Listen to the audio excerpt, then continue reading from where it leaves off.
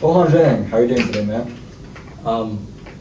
Terrible, Why? because I just had a gov test. I think I did well, but it's a lot of work, and I really don't like getting up at 7 in the morning just So you don't to normally get do up the test. that time?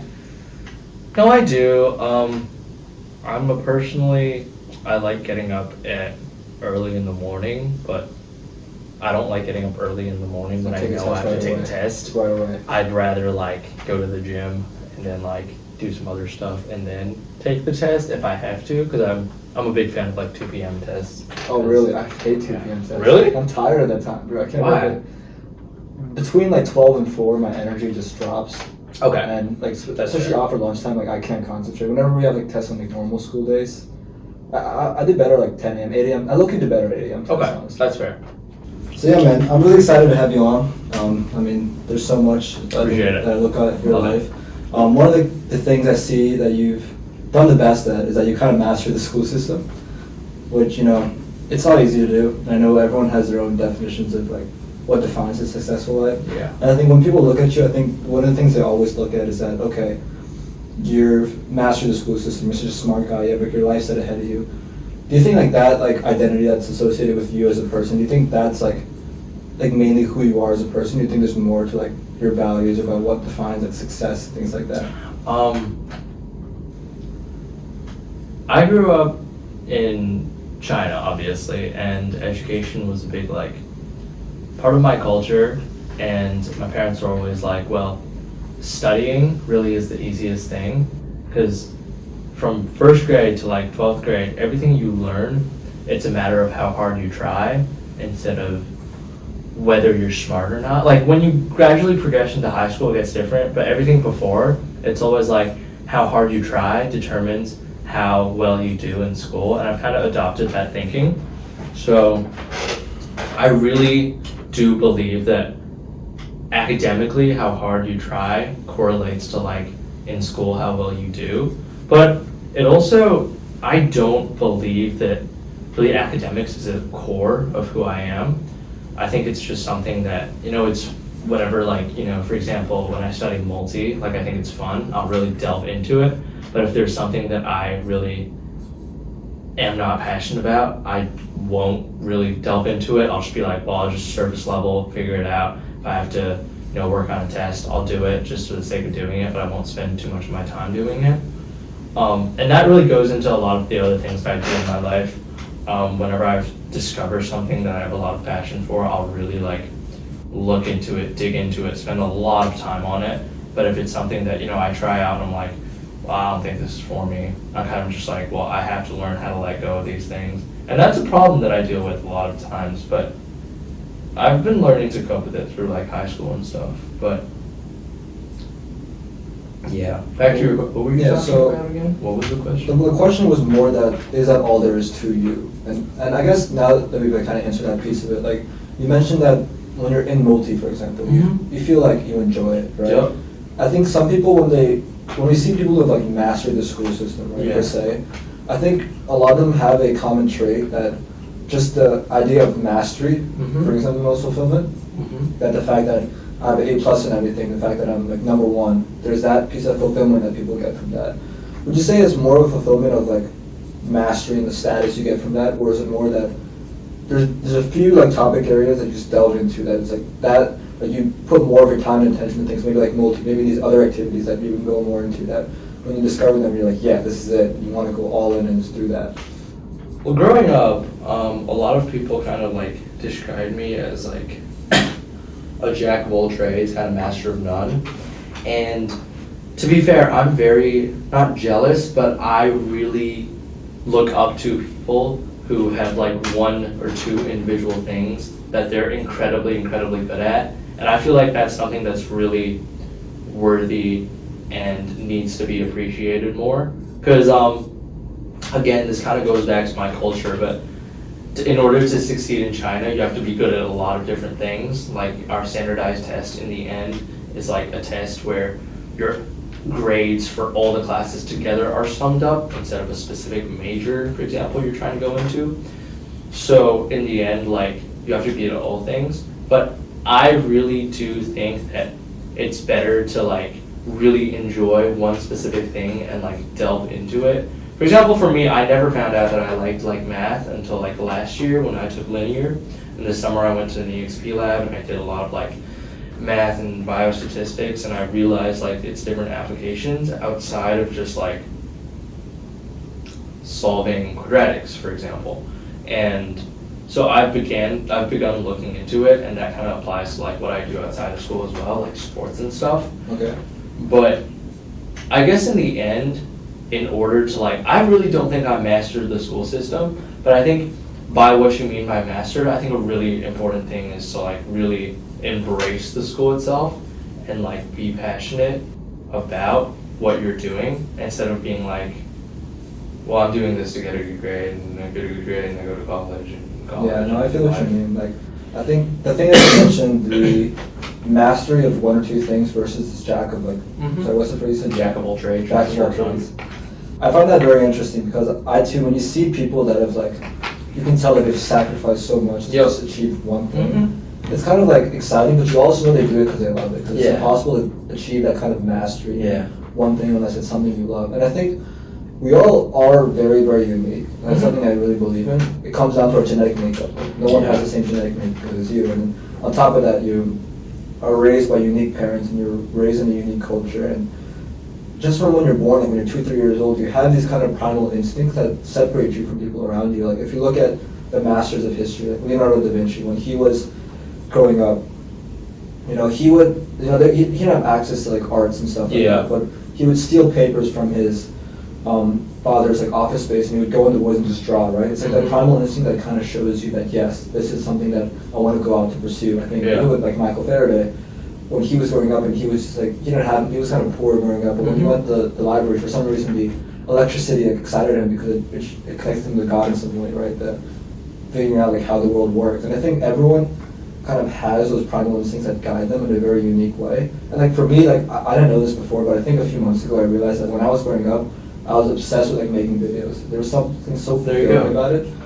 Because I look back at my old YouTube channel and I noticed I have 371 videos that I made as a child. Yeah. I was like 8 years old, making skits with my friends, and like they all like clicked in now. Cause like I enjoyed old videos so much. I enjoyed making these kind of projects. But for you, it's like math, right? You notice this at least. You at least maybe it's not math, but at least you kind of feel like that is something that brings you fulfillment. Interestingly enough, it used to be biology. Okay. And then I kind of like switched away from it, kind of into math, because I thought like it could be applied to more things, and I'm not sure whether that's really gonna be my thing. I mean, I'm gonna go to college, like take a bunch of math courses and be like, do I really like this? But right now it kind of is. But central to like my philosophy is I appreciate anything that can be applied to something else. I think the concept of connecting things together is really important instead of just like, which is why I've been kind of like laid back from biology now, and also from the idea concept of like pure math, for example, because you know what's good for something if it's just pure biology or pure math.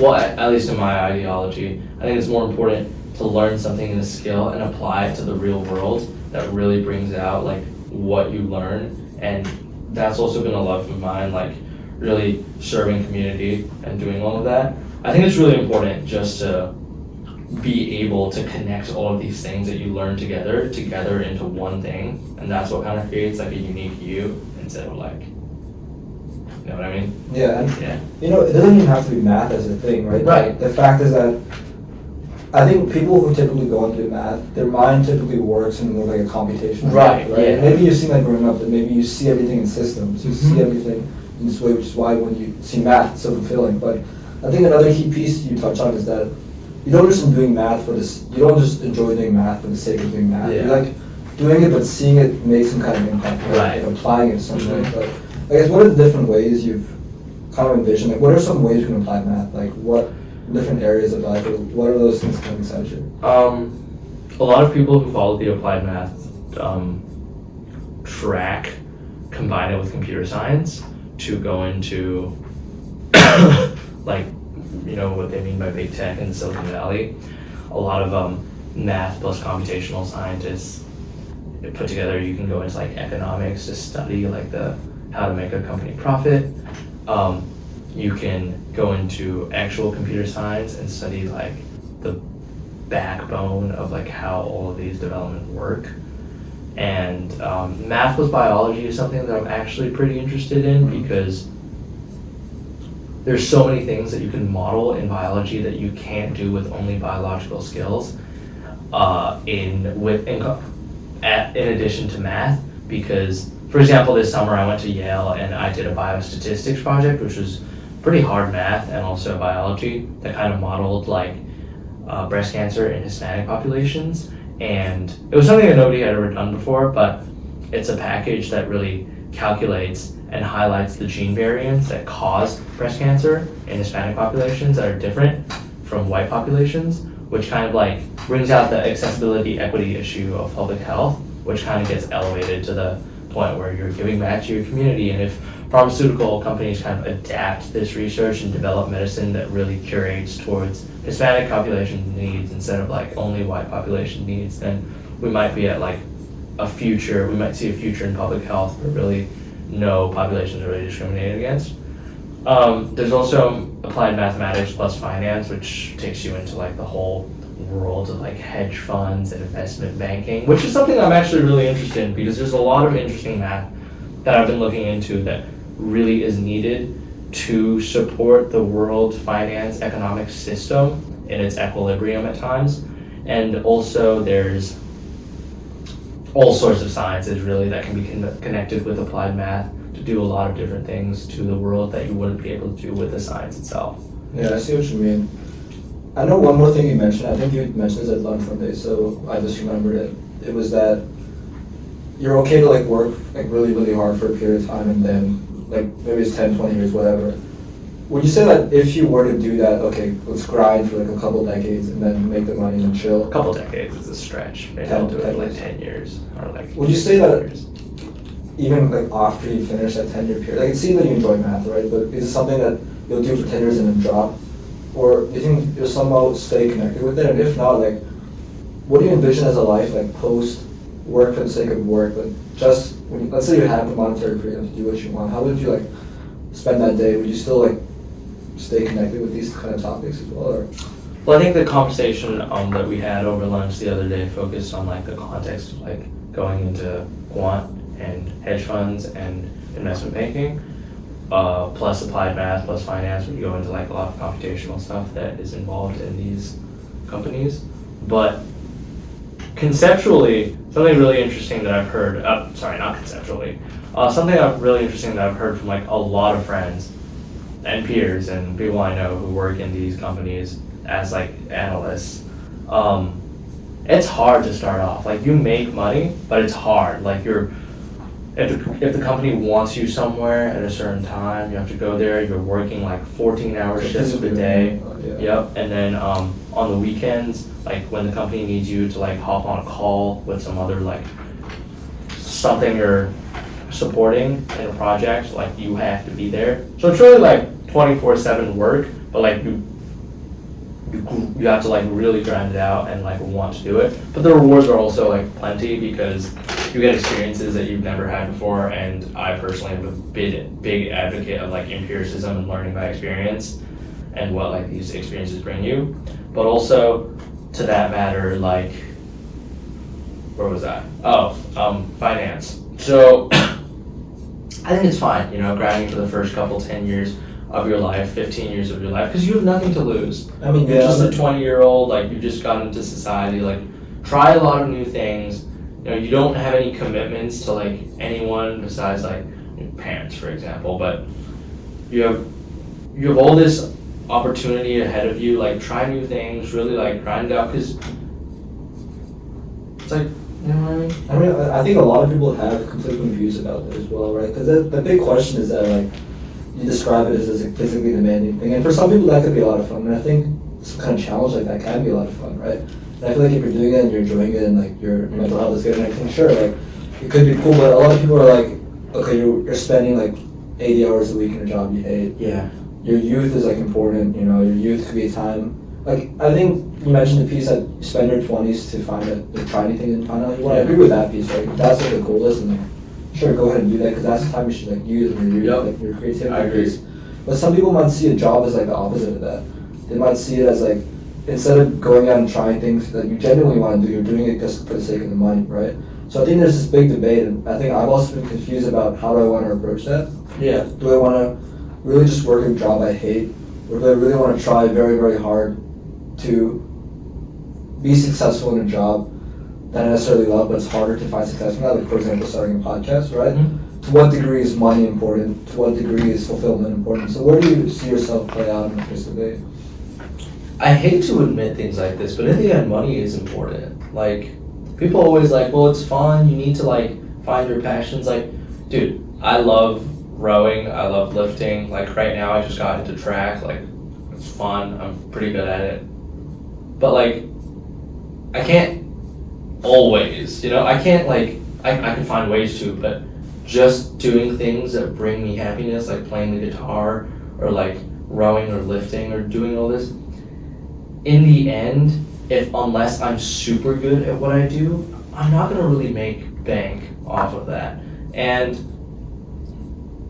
people say like, oh, if you can solve a problem with money, it's not a problem. Like, but and then people are like, money isn't like what causes you happiness. But in the end, if you're sitting in like a small cramped apartment in the middle of Hong Kong, like spending just this minimal like wage that you have trying to like sustain yourself and all your like physical needs, and you haven't even gotten to like indulge like spiritually, like read and do that, that's when you'll be like, money might be a little important. Because people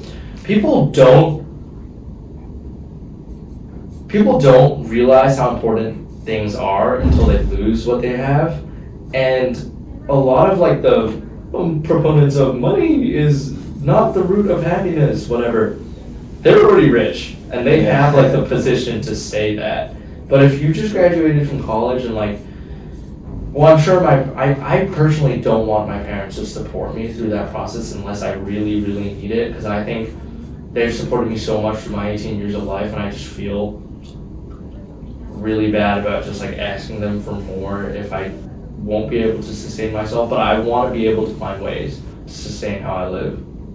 And that's what I meant when I'm like, sometimes you do have to sacrifice like some ideological stuff for reality, because if it's a job that you might dislike but it earns you the money that you really need to like live, like I would rather do that than say I have to enjoy what I'm doing even though it only pays like $10K a year or something like that. Yeah, I think that's the big question, man. How important is money, right? I think I agree money is important as well, right? I think you can't just blindly go and say, I don't give a fuck about money. Like, you need, like, at the end of the day, like, you don't want to be sick on the street, right? Exactly. Like, you need to support yourself. You need to be able to make a decent amount that, even if you want to start a family, like, you need a lot of money to start a family, right? Dude, starting a family these days is expensive as hell. Yeah. Like, education? Yeah. Holy shit. It's a lot of money. But I think in the same way, there's levels to it, right? Mm-hmm. I agree. When people say money does not bring you happiness, it's for those people that are like just chasing like blindly, right? Yeah. And I think there are creative ways to make money. And one of my internal beliefs that with the internet, it's been so much, like we have so many opportunities that no one in the past has had, right? So while money is important, you don't want to be saying, I'm going to become a famous guitar player, and then just like spend your entire 20s playing the guitar and making no money, broke, right? Right. So obviously you want to make sure that you can financially support yourself. Right. But we shouldn't use that as like a limiting factor to not try and like be creative. I think there are ways you can creatively make money, right? I agree. With online access, with businesses, there's so many ways that we can try to be creative that I don't want to just, the idea of just giving up. Like I feel like if I tell myself I'm just going to work a comp site job and just whatever. Yeah. In my mind, that's like very painful. It is. It's like painful. I'm just being complacent. I'm just settling for that. Obviously, like I've been blessed that me and you have both been born into like great families with a lot of money, so we have the opportunity to like have these kind of passions stuff that I really have these conversations. Yeah, for sure. That like I want to do crew, I want to wrestle, I want to start the podcast, right? And I think people should value the importance of money, but also not hold back in complacency, because the complacency compounds over time. And I know if I said fuck to all my dreams, and I'm at the age of 30 with money, I probably wouldn't be happy. That's what my mom and my dad really tell me. They're like, and I agree with a lot. They're like, don't be complacent when you're young. Try these things that you've never tried before. That ties into my like why I'm willing to grind when I'm like younger, because like, you know, you have nothing to lose. You said you wanted to go do a podcast, like Fuck, let's do it. exactly, like do your podcast, and if it doesn't work out, you know, do something else. And like, you know, and you're young, so it's like you can start off working at like a comp sci job that'll give you the amount of money that you need to really publicize your podcast, and more people listen to it. And you can do a podcast at night, and you know, you can make that big. Like a lot of Steve Jobs started Apple in his garage, or was it Bill Gates who started Microsoft in his garage? Actually, I think both of them did. Probably. But like, these were all like young people who had no idea what they were doing, and they just tried some new thing, and Also, here they are. Yeah. But yeah, I think people like us have so much opportunity, but no one really takes advantage of it, to be honest. That's okay. And to ask yourself why is that, right? I think people blame it that like I have too much schoolwork. I don't That know. goes back to my central point about this esteemed institution. I tell people in America, honestly, every day that they take a lot of what they have here for granted. Like, the ability to freely express yourself on social media.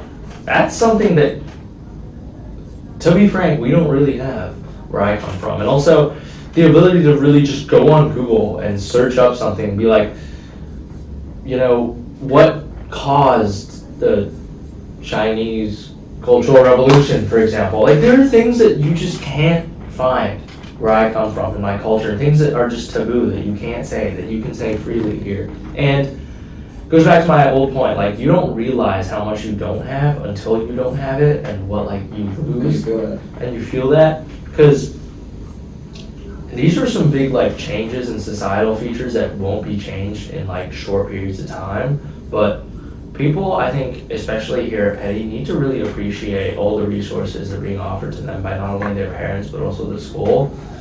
And I know, I agree, it costs a lot to go here, especially as a college prep school. It costs more than a lot of colleges.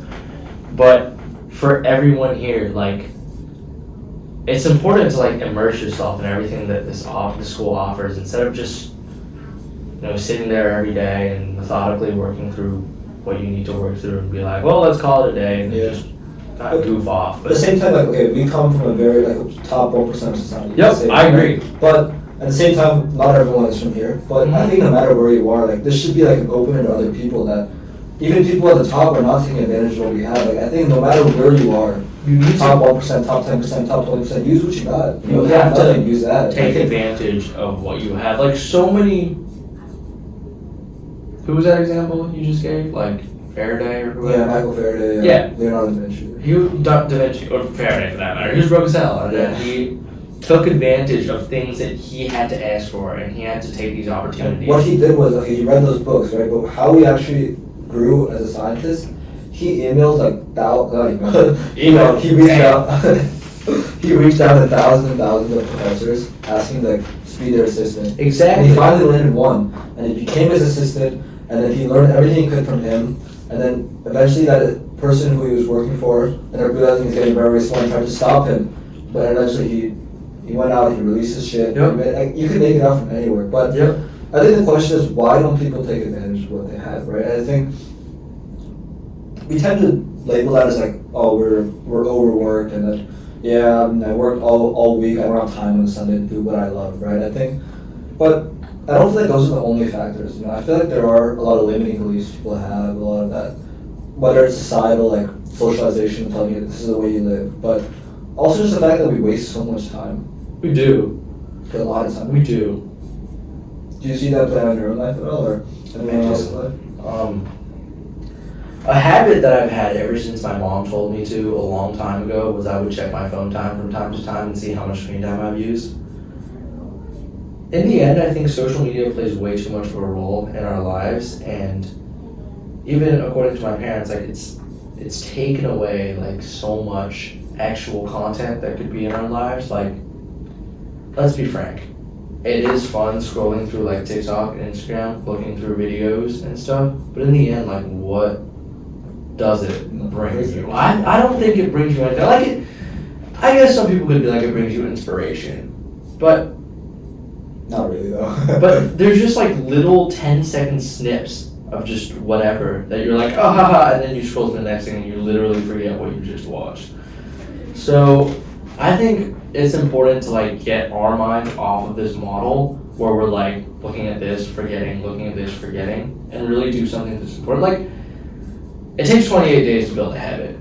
If you took 20 minutes out of that phone time and you journaled for 20 minutes every day, and then you just journal what you did, in 28 days, you'll have at least like 10 pages where you can really reflect and be like, oh, this is my progression through these 28 days, and if you keep doing that, you know, for example, like, you can see a progression about how you become a better you instead of a progression about how you become a I got kid.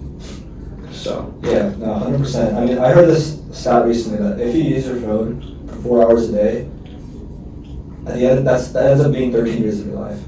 Right. If you multiply, right? Exactly. But I think there's just so many problems with it, and I don't think people can feel the problem it is until they actually make, like your point, right? You don't feel it until like, you make a difference, you lose it or whatever. Exactly.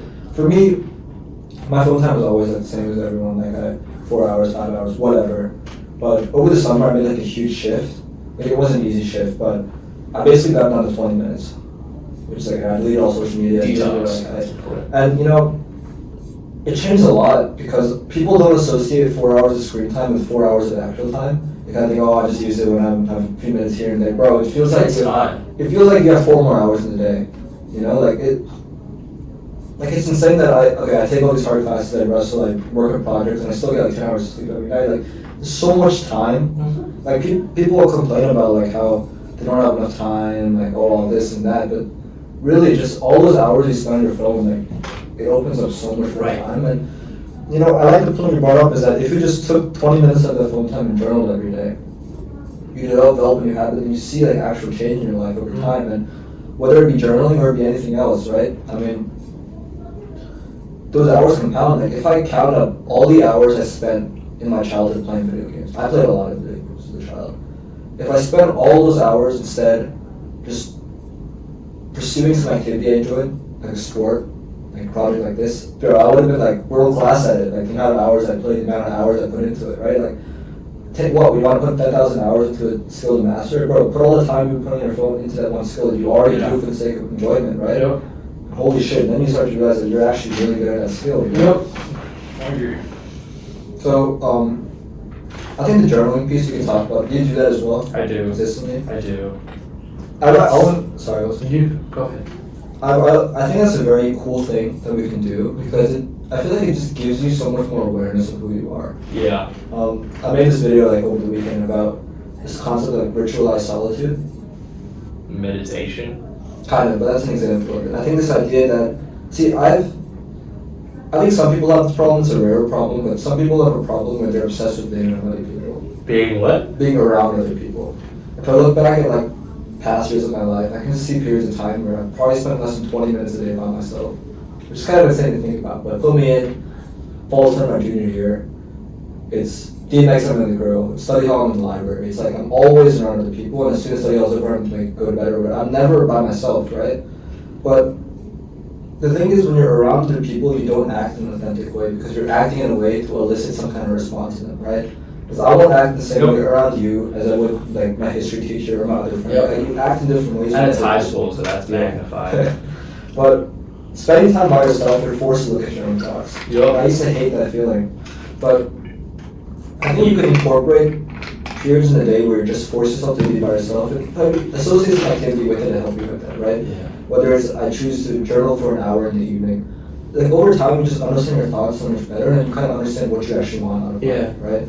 Whether it's journaling, whether it's meditation, whether it's like my friend, he has to pray every day, right?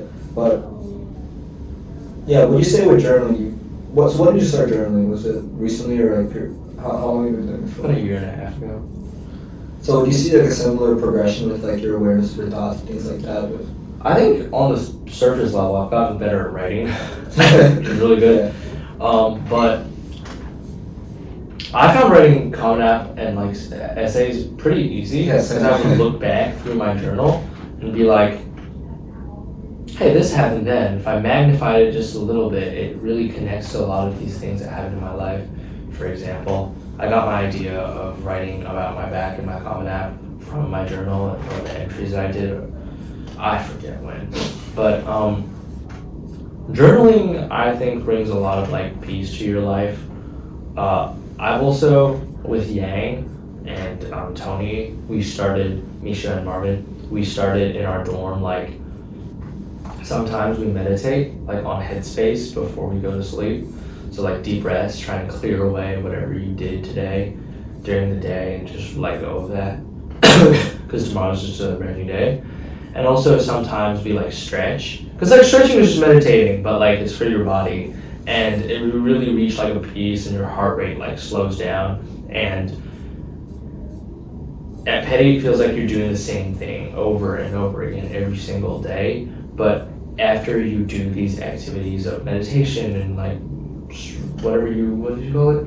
Solitude? Oh yeah, ritualized solitude. And also like stretching, like you can reach like a peace with your body that you don't attain when you're like in this rigorous schedule at Peddie, which we're trying to fix as members of Stuco, but it's gonna be tough. But I know, I totally agree with what you say. Like sometimes I sit down alone, like at Little Key or something, I get myself a coffee and I sit down with my laptop. I'm like, why did I do what I just did? You know what I mean? Like, I'm like, why did I say that to them even though it was completely not what I wanted to say? And it goes back to the concept of like being fake, try to appeal to people. But like when you're in high school, like it happens. Inevitably it happens because you're trying to appeal to specific people that you like need to appeal to in ways. But like as a senior, I'm trying to like get rid of that fact. Like what I will say is what I have to say, and what I say is something that I personally, as a person, believe in. So that's been working out well. Like I feel like there's less concern about how other people feel and more concern about like, am I doing the right thing? It's cool you guys started doing this, really nice. I think people have a tendency to think that meditation helps you to choose your thoughts or it helps you to prevent negative emotions, but I realize that what it really does is just makes you aware of them. It makes you kind of accept them, like, okay, I feel like sad, but it doesn't really bother me. Like, I feel annoyed, it doesn't really bother me. It's not like I start meditating and I stop acting in a fake way, but you know that when I act in a fake way, I can see it. Exactly. Like, I can see myself with that person, and then you're kind of more at peace because you understand. Like, oh, when you're breathing like deep, you're really more at peace with yourself and whatever's going on with you, because you know when you see like 7 assignments on campus, you're like, oh, I gotta do this, I have to finish that, and like all your actual emotions get filtered out. And what you really need to do is like a to-do list, and you need to take those off. But when you're taking deep breaths and you're like on your bed or on your couch, whatever, and taking a moment to yourself, that's when you really realize like, this is how I'm feeling. Like whether you're stressed or you're sad, like you're not blocking it out anymore. And I think that's important because that's something that a lot of people do, especially as teenagers. We like block a lot of things out and say it's because of work or it's because of sports or something, but truly it's because we don't give ourselves enough time. And I think we should do that. Yeah. Would you say you've seen any connection between the practices you started, like journaling, meditation, with maybe like how fast time feel like it's going by? Like, do you feel like we're present? Do you feel like, because I think something I realized is that time just goes by very fast for me. I think part of that is because we're always in the zone, you're always stressed about the next thing. But I feel like it's slowed it down a lot. I feel like the months and the days are so much more fulfilling and so much more is like happening in that time. Yeah. You feel the same way? Yeah, I do. Sometimes I've experienced like lifting after I meditate, and it just feels so much clearer and more stress-free. After you like meditate, it feels like everything like just relaxes just a little bit, even though it might be placebo for that matter. But you know, after you do work, it just feels like your mind is clear and there's less that you have to think about at that one moment. So I do think it is a positive benefit, especially time-wise, because when things move slower, that's when you're more coherent, you're more able to do what you want to do. You know, you hit PRs because of the pre-workout, which gives you focus. And meditation kind of does that as well, because it empties your mind from other things that you're concerned about at the time, and it really focuses on like you and like concepts of I really like that. So let's shift gears a little bit. This is a very broad question, so it's completely fine if I'm taking a minute to think about it. But what do you think is the biggest life lesson that's kind of shaped your perspective of the world, that you kind of learned this thing and it's like changed the way you see everything?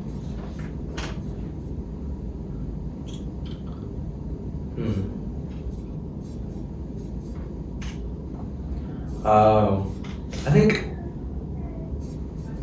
let me reiterate my Common App, I guess, because it's really what I wrote about. I think it's, if you want something to change and you like want to change it, like you want to change it. It can't be because other people say that you should change it, so you change it. It's because you deep down inside want to change it, because that's what brings the change out the most, if you know what I mean. Tell me more. Okay, so it ties into caring about what other people think about you, but in the end, like,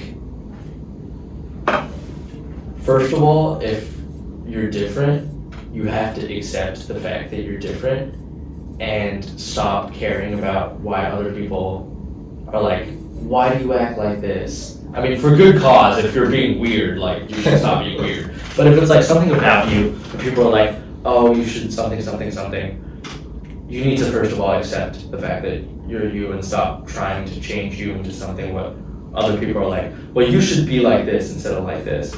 Second of all, I think it's like,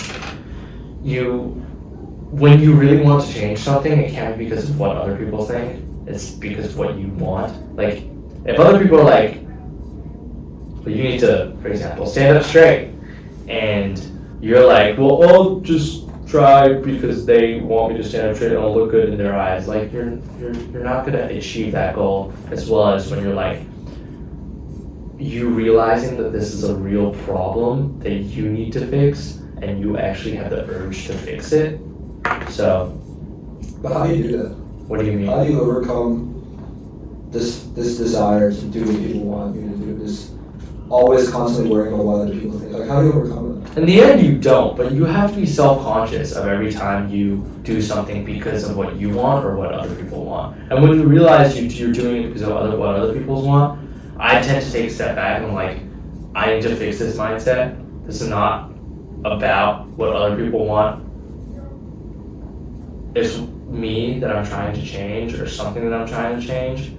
No, when I say like what people want to change, I'm talking about myself instead of like, if people want to change the local community, like I totally support that. Like, these things are good.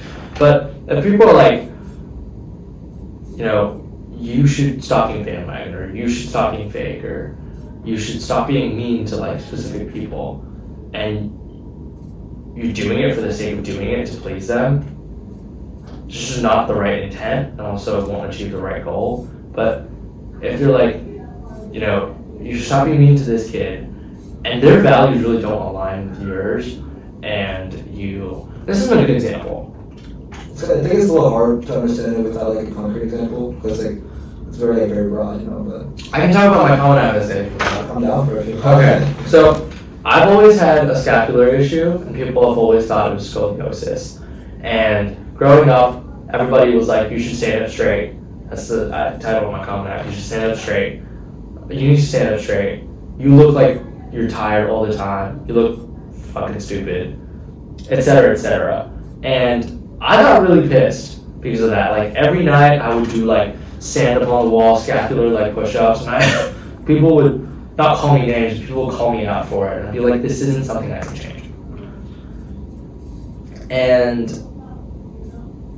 so this one time I went to the gym, right? Well, I never really went to the gym as a kid, and this one time I started like doing kickboxing, and people were like, they weren't adopting a more like, well, you should stand up straight approach. They were really teaching me how to do that by teaching me how to like gain muscle. So I would look more like, like, you know, bigger lads. They kind of minimize the fact that you have like a rounded back a little bit. And then, you know, in the middle of a kickboxing like bout with someone, I suddenly had that realization that all this time I was trying to stand up straight because of what other people wanted instead of what I wanted. I wanted to stand up straight because I wanted people to stop calling me like hunchback and whatever. And it wasn't other people's like negativity that I needed. It was more like the support from the people at the gym. And from that, I kind of realized that I need to change this because I want to change this. And after that, I started lifting and doing all that, and that's when I saw all my like gains and stuff. And now the concept is like, oh well, stand up straight, and now you build into like how you stand up as a person, your personality, and you're like, I do this, I do that, all that. And then in the end, I end my sentence or my entire statement with, so now when people ask me like why my back is bent, it's still bent to a certain extent when I row or when I like high jump or whatever, I just reply, well, the wings, I call them wings, because scapular, the wings scapulas, the wings are just part of me. That's cool. So, I actually never noticed it. It's probably like not a big deal anymore, is it, or do you think? still have this, people are still like, do you have scoliosis? I'm like, oh. I probably don't pay attention to details. Yeah. That's like, oh, God damn it, I tried to all this time. So when you mentioned, I didn't think of it in like that context. I think I more thought of it like us blindly chasing the validation of people. I agree. I mean, that's another piece, right? I think at the end, the essay kind of ties into that. Right? Yeah. This story. I think another thing I like about It's the time. intertwined with validation and also checking yourself. Because my comment on essay was more about this. It's more about.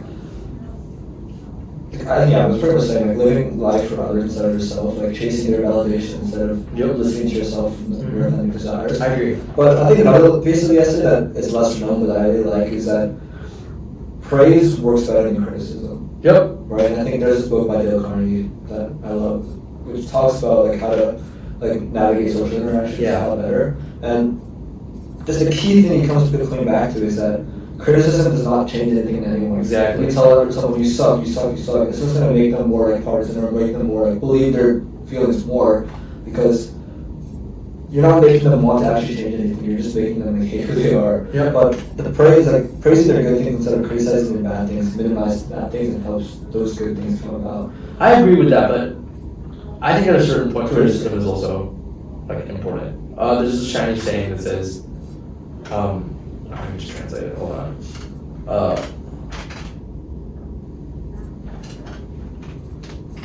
Good, cold and bitter medicine is better for your diseases.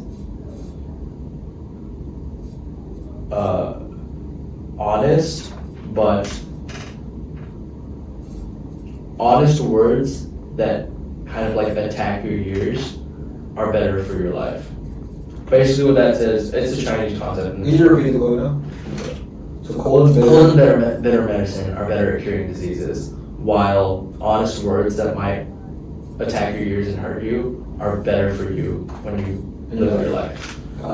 It's really central to Chinese ideology. It's why Chinese like parents and families are so cutthroat, and they're like, well, you have to do this, and why you see more examples of domestic abuse in China than you do here in the United States. But I guess in the end, like at a certain point, criticism is needed. Like when you delve too far into your own path, somebody needs to drag you back and be like, chill out there.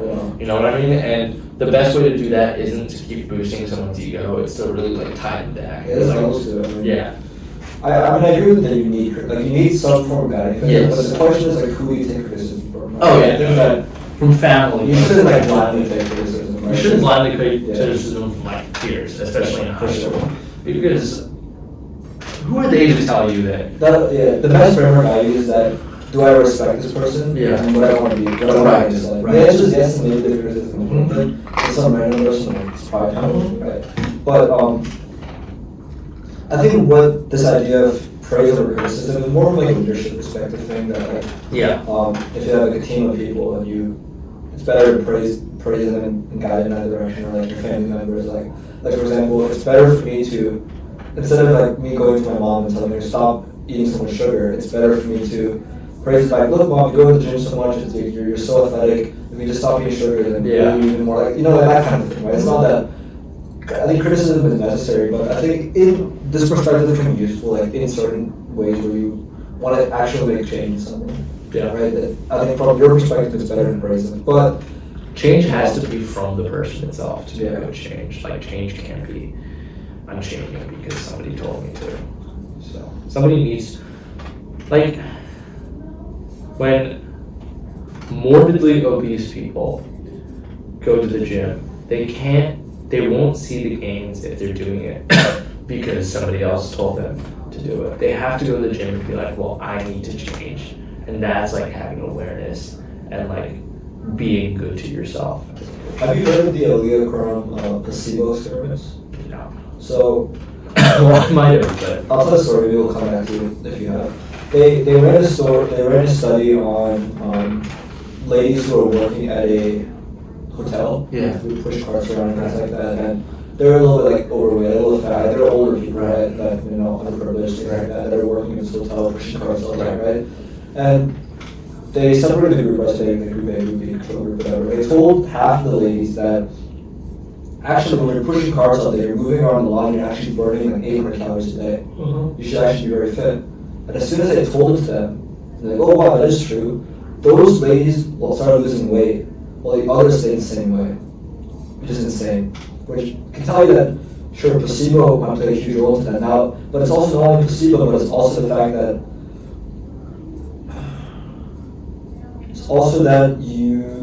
the mindset, right? Yeah. That if you go with the mindset that this sucks and it's not going to do anything, it's not going to do anything. Yeah. But if you go with the mindset pushing that this is actually going to change me, then it actually does change you. So I think it's a little different because it's more that your mindset plays a huge role. Like your beliefs in your mind play a huge role in the results. Right. It's not blindly that I have to do X, Y, Z. Like I think the mindset thing comes back to the piece you're talking about. It's like not going to the gym for other people, going for yourself. If you go there like, I know it's going to change me, that mindset can actually like allow you to be changed. You know what I mean? I agree.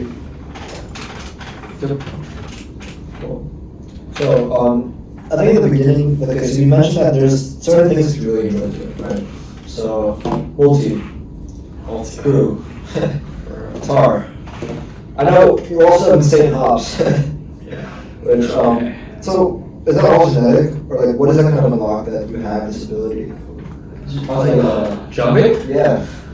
I don't know. You think it's like cool? Like, my mom was a hurdler in high school, so I guess she gave some genetics to me. I can dunk, which is kind of cool, but I have really small hands, which kind of is an issue. But I've been trying track this winter and also high jump, and coach has a decent amount of coach says he sees a decent amount of potential. I mean, I want to stay humble, and I don't know what's going to happen, but I'm excited to, try the high jump, the long jump, the triple, dashing. I've always been a decently fast sprinter because of a little bit of track in middle school, but a lot of it is genetics because I really haven't trained like how do you elasticity of my muscles a lot. It's a lot of explosive exercises like hex bar jumps and all of that, but I'm sure and I hope that if I do train it, it will get better, and I'm excited for it to get better. But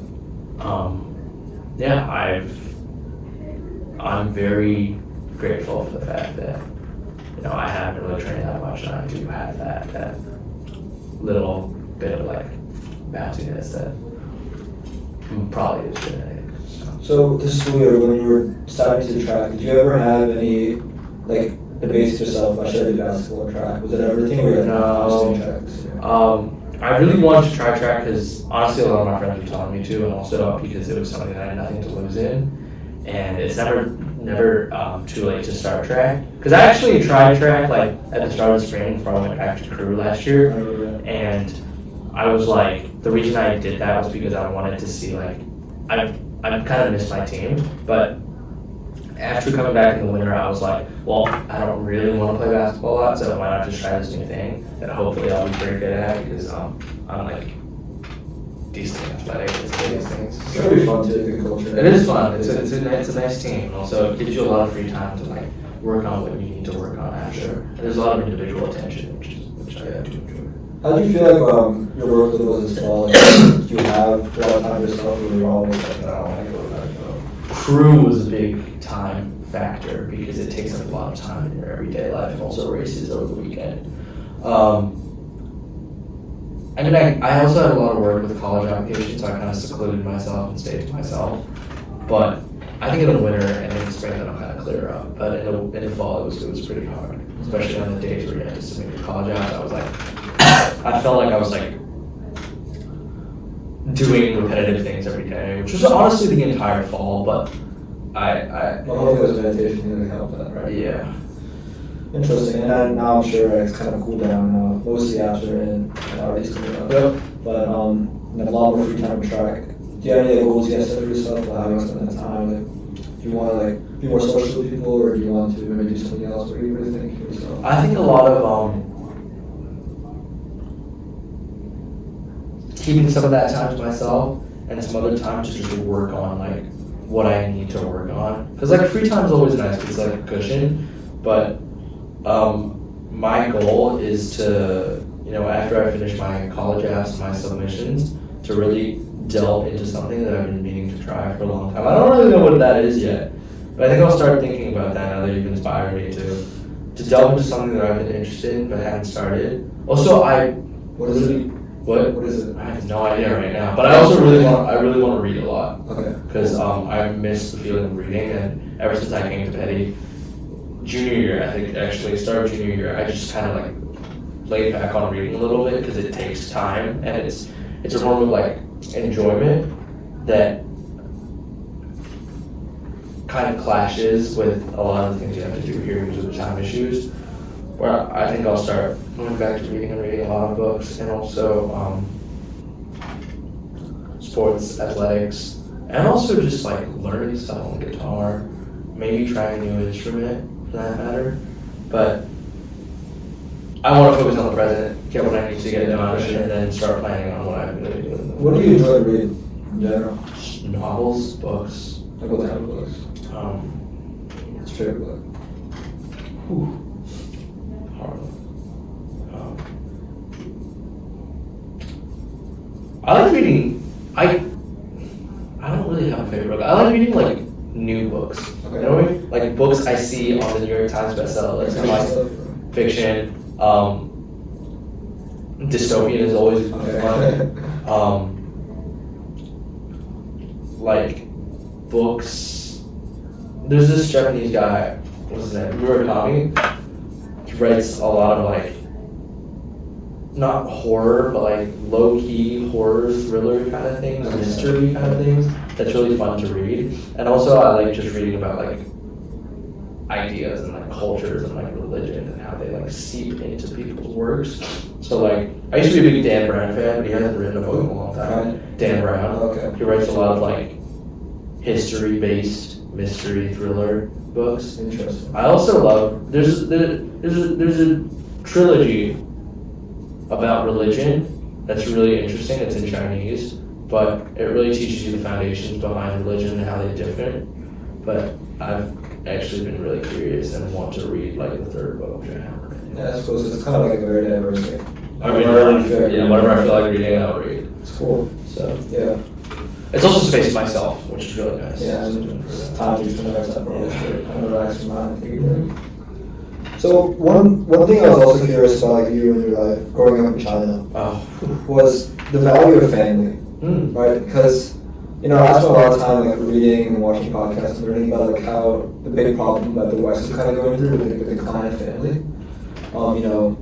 Women are not having kids anymore. The value of family seems to disappear today. We don't stay with their nuclear families anymore. We're very individualistic these days. It's the same thing in China. Same thing in China. I know in some Eastern cultures, like they still kind of hold on to those traditional values and things, but when you say you felt even in your own family life, like, would you say you felt something similar to that, or what do you think was important? I've never felt about it, but a general trend in China right now is that people are less likely to get children just because of how expensive it is to start a family in China. It's much more expensive relatively than America, in China than it is in America, but the Chinese tradition still holds though. Like the going back to your greater extended family every like Chinese New Year and for specific holidays and connecting with that and showing that you care, that's still there, but just like America and Western culture, it's starting to break down a little bit. People are more like with their nuclear families instead of their extended families, and it's also much more expensive to have children, which is kind of sad if you think about it. But Yeah, I know. I mean, my parents were like, they don't really care if I have children or not.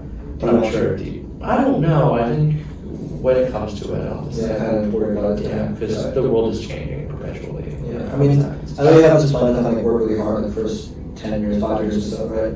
Do you think you're gonna wait probably to have a family until after that period, or would you wait later? I think commitment is a big thing. And if you want to start a family, then you have to make sure that you have the ability and the commitment to.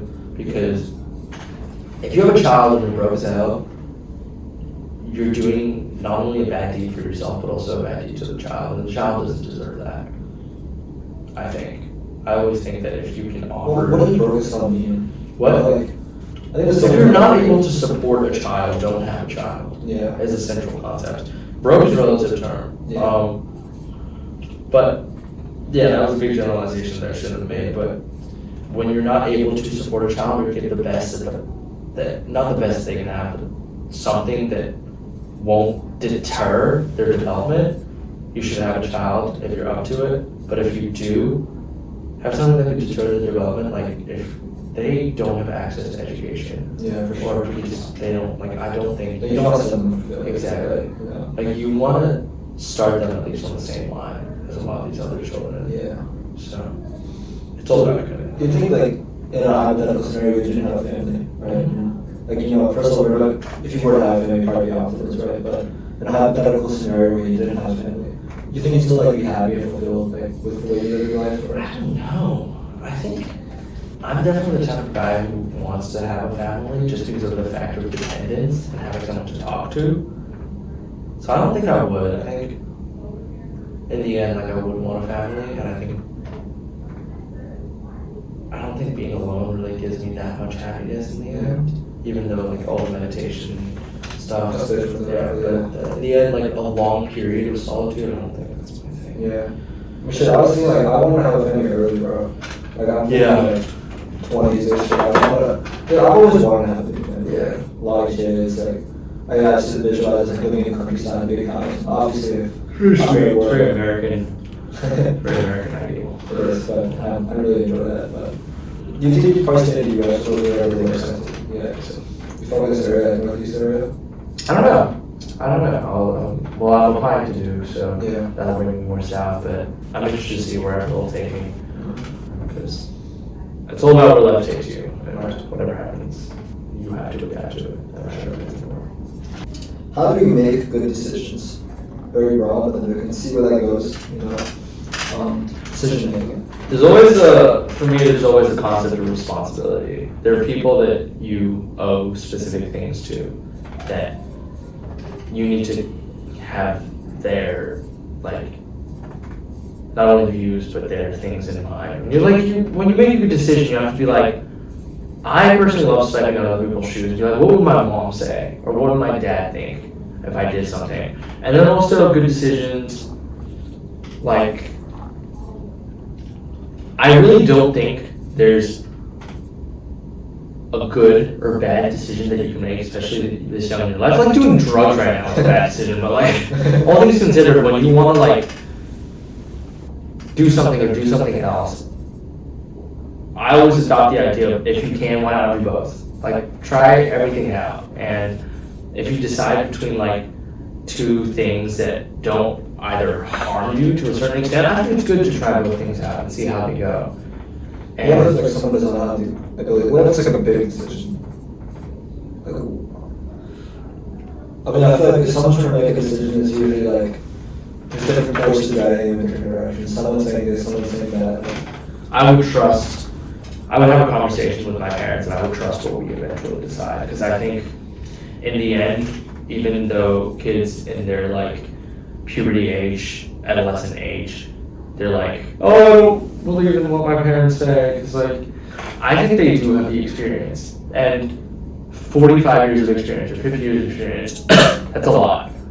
And when it's big decision making, I'd like to really, like life decision. like, I would combine what I think with what they think, and I would talk to them about it. I mean, I would talk to my peers about it too, but I think this is the conversation that would have the most impact on this decision. Yeah, I think it's an interesting thing you bring up because most people like you do. I trust my parents. Yeah, like, Yeah. I think that it ties into the family piece too, right? Like trusting your parents, like their experience, their opinions. Yeah. You know? I have a lot of respect for them, I think, and I've seen that not a lot, like a lot of people don't have as much respect for their parents, which I'm totally fine with, but it's just different cultures.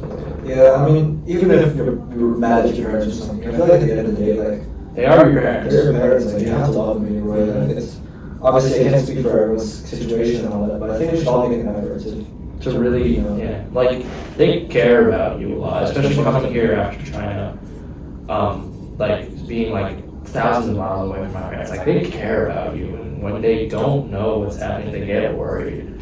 So I think it's really important just to. Yeah, for sure. But another piece of it, like, is that I heard this thing recently where like your great grandparents would not believe the life you're living right now. Totally, right? So in that same way, like when you envision a life for yourself in the future that seems very different, or very against what norms are telling you, or your parents might be telling you because like, they want to do it this way. I think there is some value in also saying that okay, they have all this experience and stuff, but absolutely I want to try this thing out, right? Like Totally. all the lives that we envision ourselves living in the future are kind of unheard of, and Yep. unrealistic and all that, but you know, I think we could really dream big because I mean, when I think about like my grandparents, like they wouldn't believe anything that I had. Like, it's Dream possible. big, give it a shot. Give everything a shot. You got it. That's Sure. what everyone should do this. Let's leave it at that, man. Thank you so much for coming on. Yo! All right, bro. See you later. Thank you.